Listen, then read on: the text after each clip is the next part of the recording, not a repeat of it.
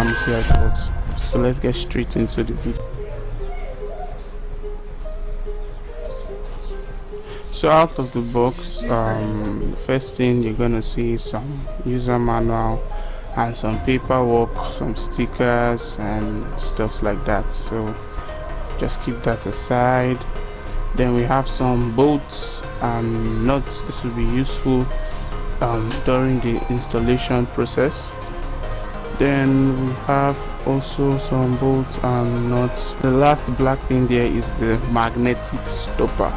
So next up we have the main device itself, the Centurion D10 AutoGate motor. So over here is the lubricant oil. It normally comes in the pack, and we have the device itself, the Centurion D10 auto sliding gate motor. Yeah, so and that's basically all that comes with. But okay, we have the mounting base. This will be used in installation and user manuals again. And that's basically all that comes in the box. Yeah, that's the oil, the lubricant oil.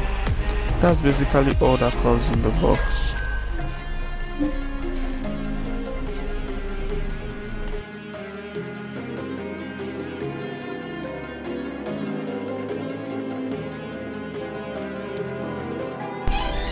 Yeah, so there are a few other things that don't come in the box.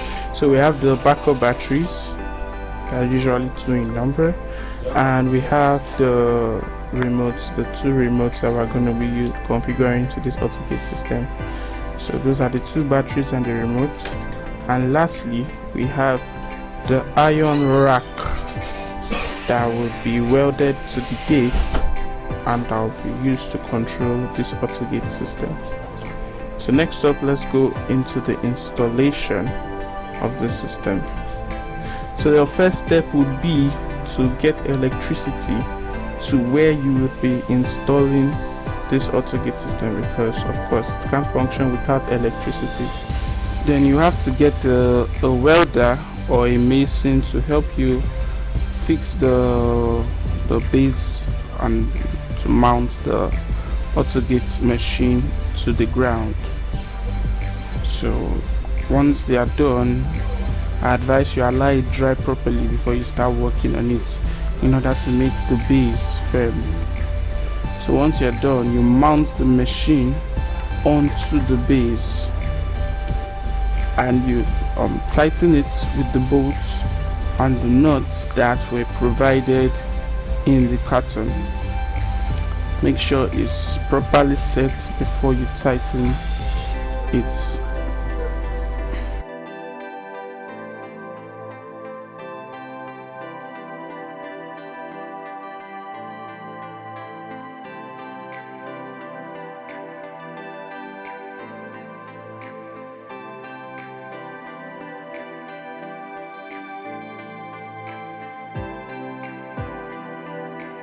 So once that's done, you will proceed to joining the AutoGate iron rack or rod to the gate. This can be done through the services of a professional welder. Please ensure to always test this during the joining process in order for you not to have issues when running the AutoGate installation. Always test that is moving freely on it.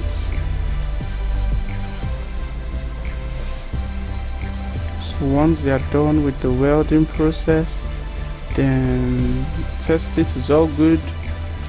Then we'll proceed to fixing the magnetic stopper on the AutoGate rod. This would help the AutoGate machine to determine the point of origin, so that will control it and tell it to know when it's meant to stop. As you can see, this arrow should be facing the gate, the machine. So be mindful of that when you are welding it. This arrow should be facing the machine when you're welding it to the machine, and it should be fixed towards the end of the gate. Towards the end of the gate. It should not be fixed at the beginning, like about 5 meters or so towards the end of the gate. So like I said, be mindful of the arrow, that the arrow is facing you or is facing the gate.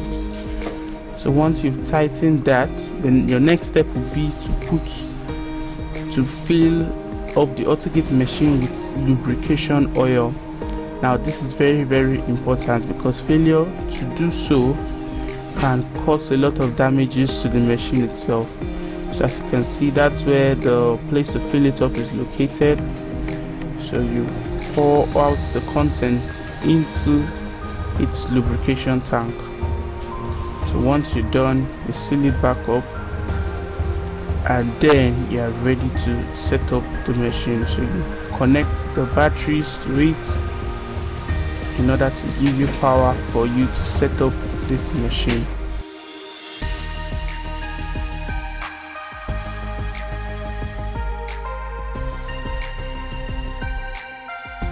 Be mindful of connecting it right.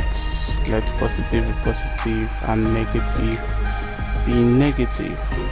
So once that is done, the device is going to power up. Then we can now go into setting up the device.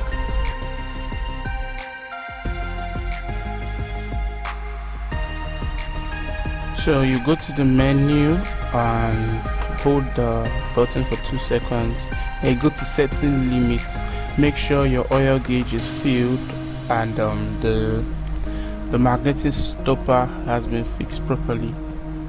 Then you go on to set the limit. Just press OK for any information there. It will ask you if everything has been done. If everything is all good, then you press the middle. Then please make sure there is nothing obstructing the gates on its path when you are doing the test. So it's going to go back and front slowly, then at the end it will go back with speed, as you can see.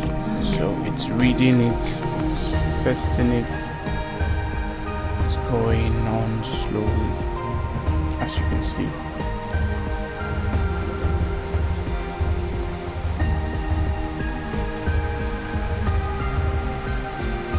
So once it's done,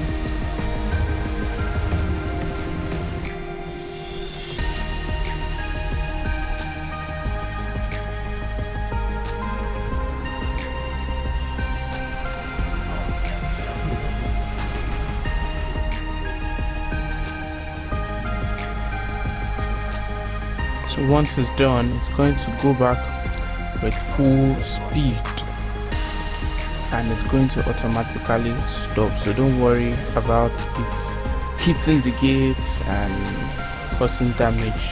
That's the use of the magnetic stopper that was fixed here. Then next up, we are going to be setting up the remote to it. So you go back to menu, then you press up to where you see remote control, you press OK, then it asks you set remote, then you select OK. No, it's not a time bar remote, so OK.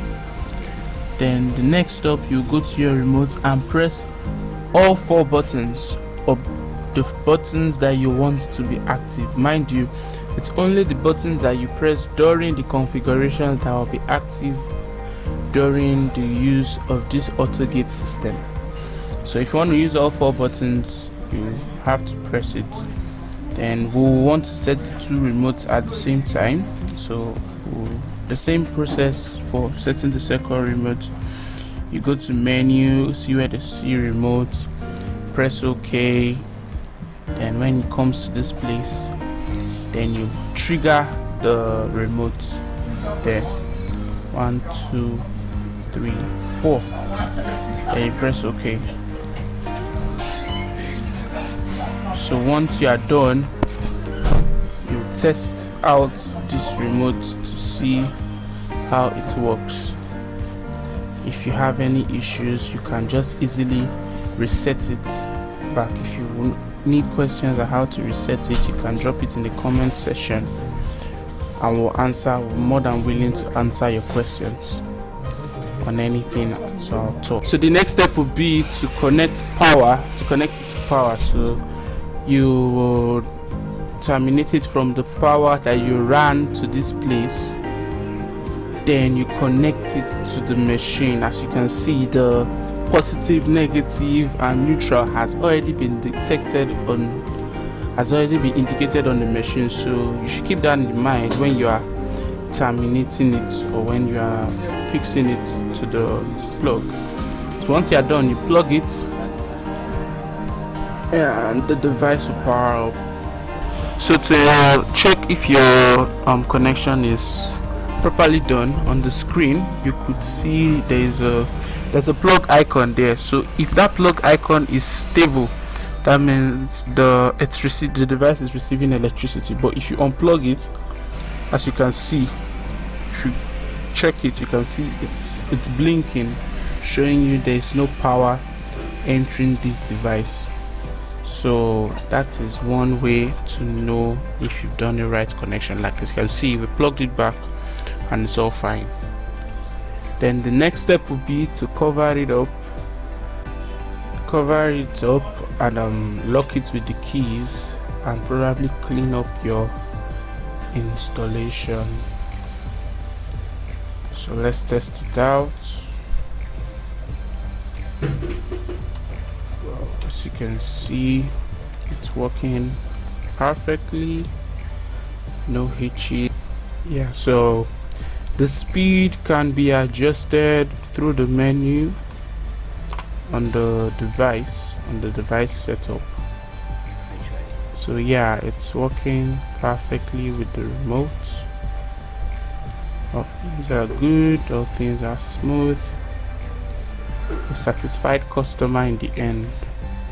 Always, it's advisable to apply grease on the tires of the automated gate in order to make it more efficient. On the wheels of the automated gate, sorry, to make it more efficient, and so it doesn't apply so much pressure and stress on the machine itself, in order to avoid wear and tear. If you have any questions, do leave it in the comment section. We'll be more than happy to help you out. And for other questions, electronic security related questions, please drop it in the comment section, or you could email us or text us or call us. We'll be more than happy to help. Thanks for watching. Don't forget to subscribe to Mitobi Integrated Services, the most professional electronic security company in the capital. Bye for now.